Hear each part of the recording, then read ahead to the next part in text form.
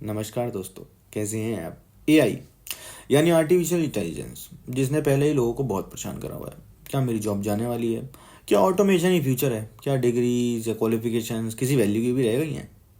ये जो बहुत बड़ा तालाब था ना, अब इसमें एक और गोताखोर ने और बहुत बड़े गोताखोर ने एंट्री ले ली है। तो मैं एक नए चाइनीज स्टार्टअप डीप सीक की बात कर रहा हूँ, जो कि एक नया एआई एप्लीकेशन या सॉफ्टवेयर है।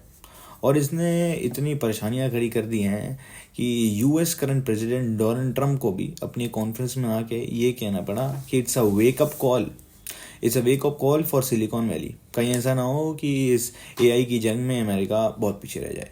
ये डीप सीक से लोग इतना परेशान इसलिए हैं क्योंकि अकेले डीप सीक ने यूएस स्टॉक मार्केट को $1 ट्रिलियन का झटका भेजा है, जिसमें से निविडिया, जो कि वर्ल्ड की सबसे बिगेस्ट चिप प्रोड्यूसर है, सिर्फ वो ही $600 बिलियन का लॉस हुआ एक रात में।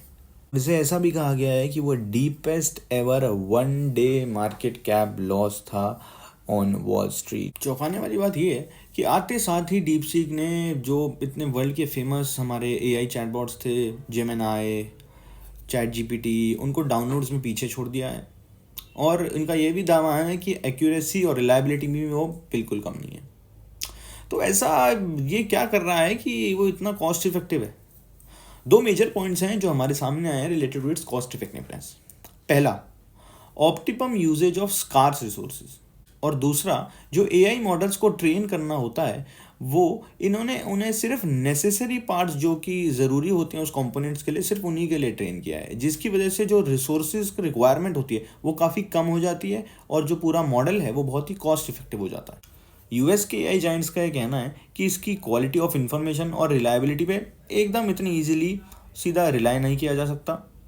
और और इसी के साथ भी malicious attacks, viruses, cyber crimes, ये सब भी मॉडल के आसपास स्टार्ट हो गया। अभी मॉडल कितना इफेक्टिव है और कितना रिलायबल है ये तो टाइम ही बताएगा, और उस टाइम का हमें इंतज़ार रहेगा।